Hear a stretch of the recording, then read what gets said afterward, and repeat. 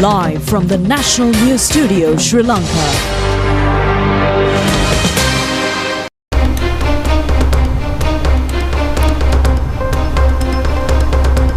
Hello, good evening. Welcome to the news. My name is Clifford Richards. And I'm Kasni Balachandra Adhikari. We start off with a look at your headlines of tonight. The President appreciates the economic, social and cultural cooperation extended to Sri Lanka by India. Buses and trains today as well for people to return from their native places. Any ship attempting to cross the closed Strait of Hormuz will be attacked, says Iran. Special bus service for the handicapped to commence on the 21st. Warm weather felt even by wild elephants. 3 persons die in a fire in a residence at Maharagama.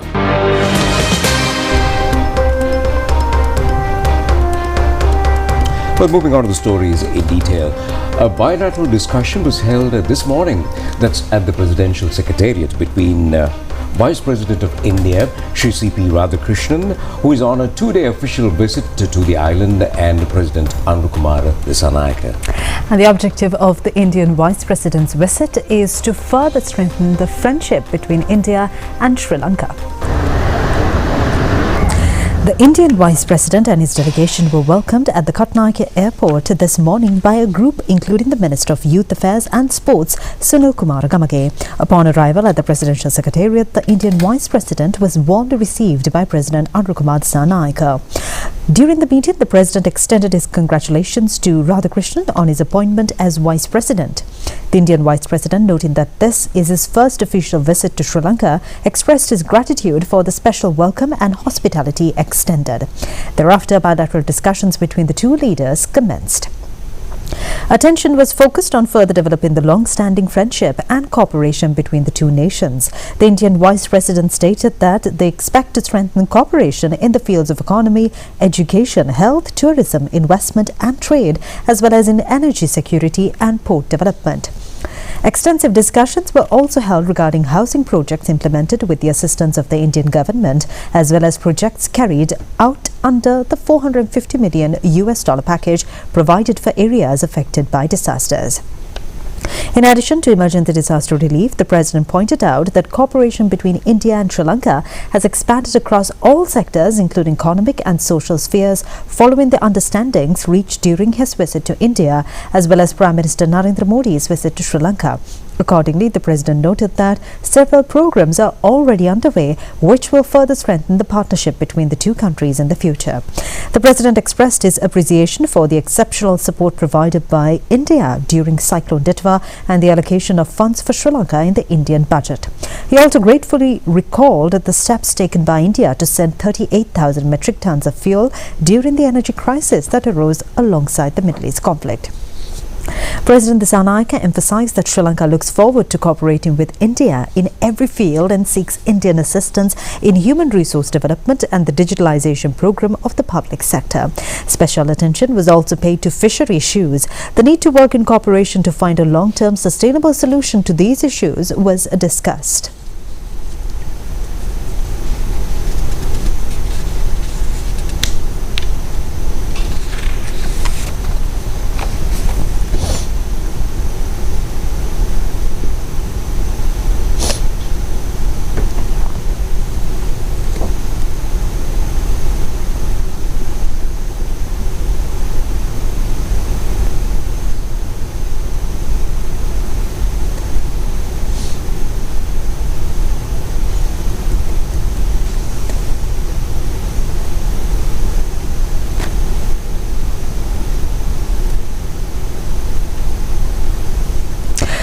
Another discussion between the visiting Indian Vice President Shri C.P. Radhakrishnan and Prime Minister Dr. Harini Amarasuriya has taken place at the Temple Trees this morning. The Indian dignitary was welcomed warmly by the Prime Minister when he arrived at the Temple Trees. The Prime Minister has also extended her congratulations to the Indian Vice President over his appointment as Vice President of India. The Indian delegation and Ministers Sunil Kumar Gamage and Saroja Savitri Paulraj were also present.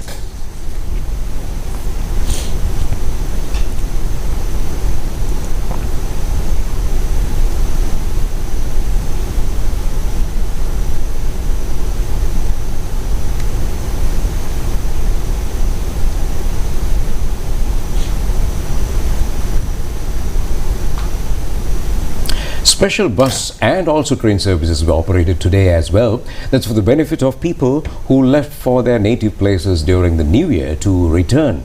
And steps were taken to operate bus and train services apart from the normal services. Well, according to the Sri Lanka Transport Board, around 4,700 SLTB buses were engaged yesterday and today for the convenience of passengers. The National Transport Commission added that the crowd reaching Colombo is about 700,000. Extra trains have been added apart from the normal train services. In addition, SLTB buses were engaged for passenger transport in areas where there are no train services available. Adequate buses were in operation today, also from Galle to other main cities on the Southern Expressway and other roads. Although the number of passengers were less, train services operated normally. During special raids conducted, more than 80 buses were detected for charging the fare but not issuing a ticket. According to the inspection unit of the National Transport Commission, there has been reporting during the festive season, and raids were conducted 24 hours a day, covering the 4 main routes entering the Colombo city. Sufficient buses were engaged for passenger transport today as well. For those who travelled from Hambantota to other areas, train services also operated as well. A large number of long-distance buses operated as well from Anuradhapura into Transport Services bus stand. According to reports, a number of passengers have been reduced.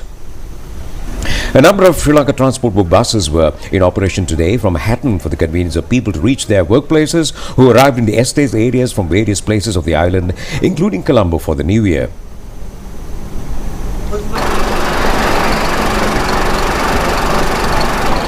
Rohana Vattake, Unit Head, Mobile Inspection Unit of the Transport Commission, said that around 150 buses were inspected by now and 12 buses have been detected for charging extra from passengers and not issuing tickets. More than 90% are providing a fair bus service, he says. A specialized bus service for persons with disabilities is scheduled to commence operations from the Makumbura Multimodal Transport Centre on the 21st. A test run of these buses was conducted at the Transport Centre today. This pilot project is being implemented by the Ministry of Transport, Highways and Urban Development, initiated under the government's vision of a country that ensures equal opportunities and human dignity for all. A financial allocation of 430.7 million rupees has been utilized for this program. The Clean Sri Lanka program has also contributed to this initiative. The number of specialized buses provided is 10. In the first phase, 10 modern air-conditioned low-floor buses specifically designed for easy access for wheelchair users are set to be deployed. Each bus has a total capacity of 80 passengers and is equipped with 33 seats. Specialized technical features have been included to ensure the safety of wheelchair users. Furthermore, seats have been reserved to accommodate individuals regardless of the nature of their disability. These buses offer a safe and convenient boarding experience for the disabled community. The Lanka Metro Transit states that a special timetable has been prepared for these operations.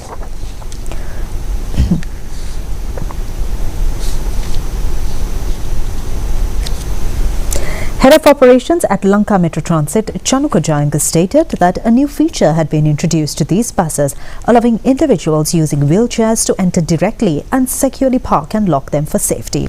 He mentioned that the transit facilities were designed not only for people with disabilities, but for the general public as well.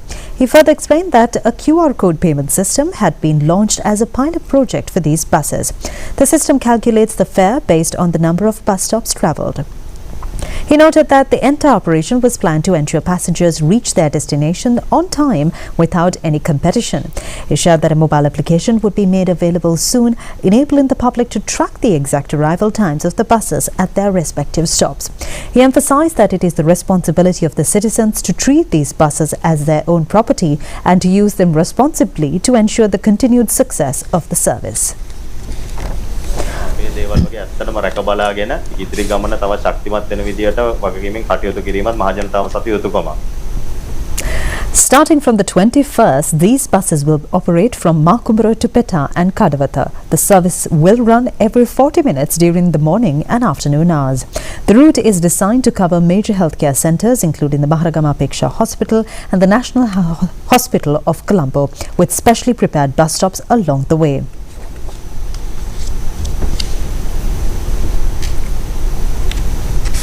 Well, the Iranian Islamic Revolutionary Guard Corps states that they will attack any vessel attempting to pass through the closed Strait of Hormuz. Will they maintain that the strait will remain closed until the United States lifts the naval blockades imposed on Iranian ships and ports? Iranian news agencies report that this blockade is a violation of the ceasefire agreement. However, they have ordered that no vessels currently anchored in the Persian Gulf region or of the Sea of Oman should leave those locations. Iran states that entering the Strait of Hormuz will be considered an act of support for the enemy, and any vessel violating this order will be targeted for attack. In a television interview, the Speaker of the Iranian Parliament, Mohammad Bagher Ghalibaf, stated that the Strait of Hormuz is under the control of the Islamic Republic. They described the naval blockades carried out by the Americans as short-sighted and foolish. Iran reclosed the Strait of Hormuz shortly after it had been opened briefly, following a 10-day ceasefire agreement between Israel and Lebanon. During the period that the strait was open, more than 10 commercial vessels belonging to several countries had passed through. Meanwhile, 2 Indian-flagged oil tankers were forced to change course and turn back after coming under fire near the Strait of Hormuz, northeast of the Sea of Oman. India has responded by expressing its grave concern to protest the incident. The Iranian ambassador to India, Mohammad Fattal, was summoned to the Ministry of External Affairs, where a problematic situation regarding maritime routes was discussed at length. This tense situation arose following Iran's decision to close the Strait of Hormuz in the face of U.S. Navy blockades targeting Iranian ports. The United Kingdom Maritime Trade Operations Agency says it has received reports that 2 attack craft believed to be linked to the Iranian Revolutionary Guard Corps fired upon the vessels. No damage was caused to the ships or their crews in the attack. Meanwhile, U.S. President Donald Trump states that if a common agreement cannot be reached between the U.S. and Iran by next Wednesday, bombing of Iran will have to resume. He emphasized that if long-term agreements are not reached, the American naval blockades imposed on Iranian ports will continue indefinitely. Responding to this, Iranian Deputy Foreign Minister Saeed Khatibzadeh says that discussions cannot be held with the U.S. until both parties agree on a common framework. He emphasized that any point Iran agrees to, negotiations must be formulated in a way that protects its rights under international law. He made these remarks while addressing journalists during the Antalya Diplomacy Forum in Turkey. He further stated that his country is unwilling to enter into any discussions or meetings that are destined to fail or could lead to further escalation of the conflict. He added that Iran remains highly committed to diplomatic solutions. Iran's supreme leader, Mujtaba Khamenei, warned via state television that Iranian Navy is prepared to make its enemy taste the bitterness of new defeats. It is significant that he made this statement against the backdrop of escalating tensions in the Strait of Hormuz, following reports of gunfire directed at 2 commercial vessels. Meanwhile, Israeli security forces have officially announced the designation of a yellow line to ensure security in southern Lebanon, similar to security measures implemented in the Gaza Strip. The Israeli military emphasized that with the imposition of this new boundary, strict action will be taken against those who violate the Iran-Lebanon ceasefire agreements in that region. In a statement, the Israeli military also announced that within the past 24 hours, they successfully neutralized an armed threat directed at their troops operating in areas south of this yellow line. Well, that's a look at the global crisis. We'll take a short break and we'll be back with more local stories shortly. Hot and spicy අවුරුදු fun. Prima Kotumi. Fun tamai. Unlock the full potential of your dollars with a Ceylon personal foreign currency account and enjoy exclusive benefits.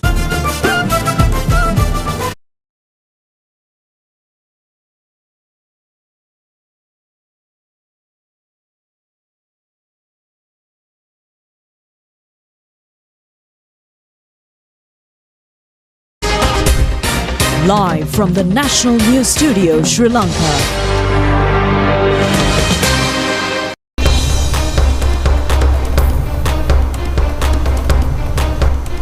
Welcome back, and in more local stories, President Anurukumar Dissanayake has called on Mahanayaka of the Amarapura Mahanikaya, Venerable Karagoda Uyangoda Maitri Murthy Thera, and received blessings at the headquarters of the Nikaya this afternoon.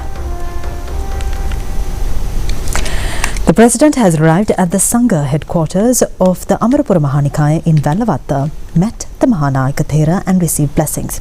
The Mahasangha headed by the Mahanayaka Thera had chanted Set Pirit and extended wishes for the President to fulfill its future activities diligently. Thereafter, the President was engaged in a cordial discussion with the Mahasangha, including the Mahanayaka Thera. Well, there has been a shooting at a residence at Gamgoda area in Medigama last night, and no loss of lives have been reported, and gunshot marks were visible from several places of the residence. And according to the police, the Medigama police is conducting further investigations regarding this incident. Well, two unidentified shooters who arrived in a motorcycle have conducted the shooting, and according to reports, they opened the gate of the residence and shot 5 times at a car parked in front of the house after spraying petrol on it. The shooting has been conducted due to a conflict with a 35-year-old businessman. Police suspect that the shooting has been conducted by the crime gang of the person called Medigama Lansi. Berula police recovered a body of an unidentified person floating in the sea. It has been revealed that the body of a person was engaged in narcotic trafficking. The police conducted the raid on the 17th of this month on a tip-off to the effect that a drug trafficking is carried out inside the Berula fishery harbour. A suspected person to be into drug trafficking in a vessel at the harbour had escaped and jumped into the sea, noticing the presence of the police officers. Later, a small bag thrown by the suspect had been floating in the sea and was taken into police custody. 10 small packets containing 200 milligrams of heroin and 2 packets containing 3,320 milligrams of heroin narcotics have been recovered from the bag, according to the police. And during the inspection conducted, according to an information received by police regarding the body of an unknown person floating in the sea yesterday, it has been revealed that the body was of the suspect who had escaped the day before. A person has been taken into custody along with 120 grams of heroin narcotics valued at about 4 million rupees and ready to be distributed to the easy cash method at the Devagoda area in Ambalangoda by the Alpite Division Anti-Corruption Unit. It has been revealed that the cache of narcotics belonging to organized criminal named Saman Kolla. The Miscellaneous Springfest 2026 continues to draw massive crowds to Nuwara, keeping the Little England Hills bustling even as the peak holiday season winds down. Thousands of local tourists converged on the city today to enjoy botanical gardens in full bloom and recreational activities at Gregory Lake. Families were seen making the most of the cool climate, photographs among sunflowers and many other flowers in the city's various green spaces. To manage the surge, local authorities have implemented enhanced infrastructure, including organized parking, food stalls and improved walkways. Sponsored by Sri Lanka Insurance Life, the festival has successfully extended the traditional April season, maintaining Nuwara's status as the island's premier holiday retreat.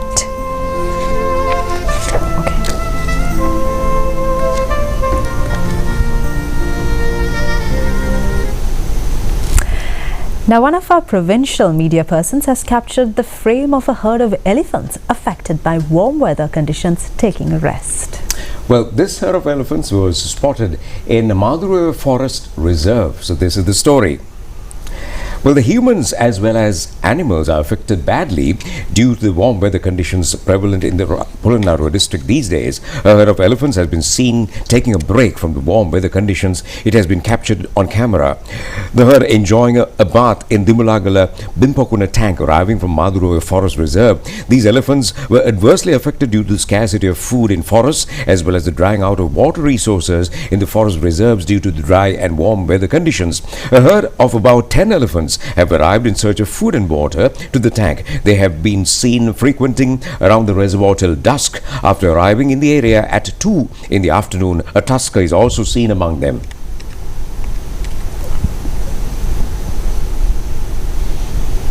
The residents of Nuwara village in Polonnaruwa are facing great difficulty due to threats posed by wild elephants. An incident in this regard was reported last night from the village. A herd of elephants which reached the village last night from Dambulla Forest Reserve damaged the coconut and gherkin plantations in the village. Although there is a protective electric fence constructed around the village, the wild elephants are entering the village after breaking the electric fence. According to the villagers, several human lives have been lost in the face of wild elephant attacks. And now here's more local news items in brief. Reverend Father Dr. Camillus Fernando passed away today. His remains will be kept for the public to pay their last respects from 10 a.m. tomorrow to 8 a.m. on the 21st at the Bishop's House. Later, the body of the Reverend Father will be kept at Holy Cross College on the 21st evening and will be interred at St. Mary's Church Cemetery, Kudapayagala at 3 p.m. on the 22nd. Epavala police says a live hand grenade was recovered at the Nabadavava tank Athagala at Epavala. Police suspect certain persons might have thrown the hand grenade into the tank. A person who came for bathing in the tank noticed the hand grenade and enlightened the Epavala police in this regard. Accordingly, police officers have provided security to the location. A group of Chinese nationals who arrived on tourist visa and acted as tourist guides were taken into custody by the officials of the Department of Immigration and Immigration. The Ravur public market, developed at a cost of 25 million rupees, was opened yesterday, attended by Governor of Eastern Province Professor Jayanthalal Ratnasekara. The market has been developed after a gap of 1.5 years.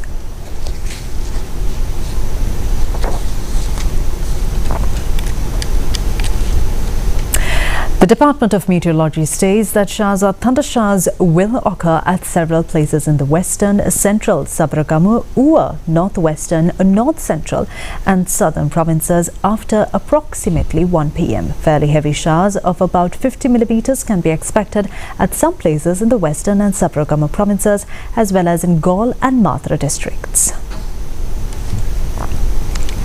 Mainly dry weather will prevail in the rest of the island. From tomorrow, atmospheric conditions will be favorable for the development of evening thunder showers over most parts of the island. The Department of Meteorology advises the public to take necessary precautions to minimize damages caused by temporary strong winds and lightning during thunder showers. Showers or thunder showers may occur at few places in the sea areas off the coast extending from Mana to Hambantota via Colombo and Gaul. The department further states that temporary strong winds may occur in these sea areas during thunder showers, which may cause the sea areas to become temporarily very rough. Foreign news on the other side of this break. Hot and spicy.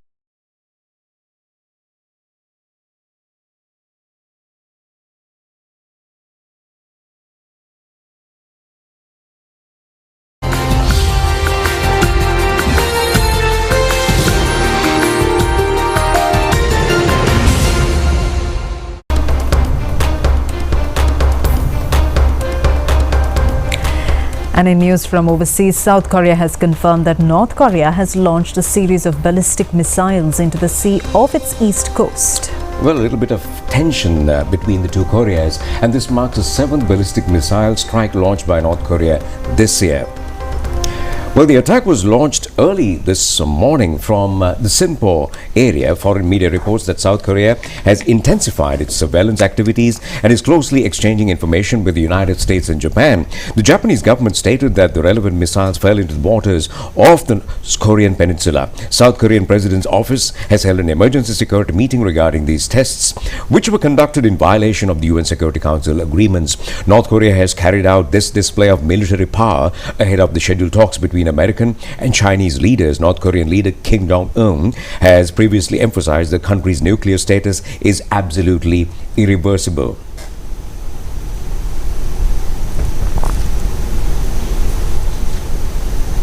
The 43rd Weifang International Kite Festival kicked off in Weifang in eastern China, Shandong province, launching a colorful celebration of kite flying. Footage filmed on the Friday shows thousands of colorful kites filling the sky above the city. The display included giant crocodiles, astronauts, fish, bears and a host of kites shaped like popular cartoon characters. Recognized as the kite capital of the world, Weifang is also home to a remarkable kite museum with around 2,000 exhibits from different cultures, including intricate kites dating back to ancient China. Believed to have originated in China more than 2,000 years ago, kite flying has since evolved into both a celebrated cultural tradition and a popular outdoor pastime across the country.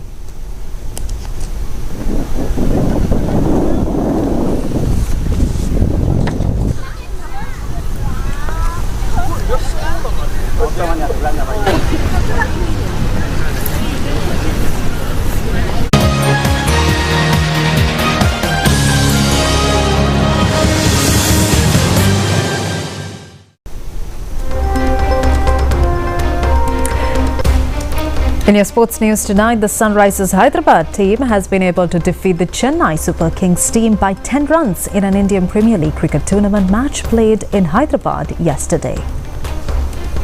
Well, the Sunrisers Hyderabad team, batting first, has scored 194 runs with a loss of 9 wickets in their 20 overs. Both Henry Klassen and Abhishek Sharma scoring 59 runs each. Anshul Kamboj took 3 wickets for 22 and Jamie Overton 3 wickets for 37 for the Chennai Super Kings team. For the rest of their careers. Straight back down the ground, he hasn't got enough. Oh, taken. An opportunity. The Chennai Super Kings team batsmen in reply had managed to score only 148 for the loss of 8 wickets in their allotted 20 overs. Matthew Short 34, Eshan Malinga captured 3 wickets for 29 for the Sunrisers Hyderabad team. He was also receiving the award for the man of the match. What a catch that is. Middle stump out of the ground. And now they can. It's 2 important points here for... In another IPL encounter, the Delhi Capitals team beat Royal Challengers Bengaluru team by 6 wickets in Bengaluru yesterday. The Royal Challengers team hit 175 for the loss of 8 wickets in their 20 overs. Phil Salt 63. Delhi Capitals scored secured the victory in 19 overs and 5 deliveries by scoring 179 for the loss of 4 wickets. Tristan Stubbs scored 60 and KL Rahul 57. But then he does what he normally does. Shot.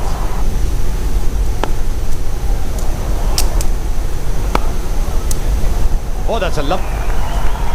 50 of 30. Spectacular IPL action there. On that note, we end the news. Do enjoy the rest of the programs together. This is Kausni and Clifford wishing you a good night. Good night.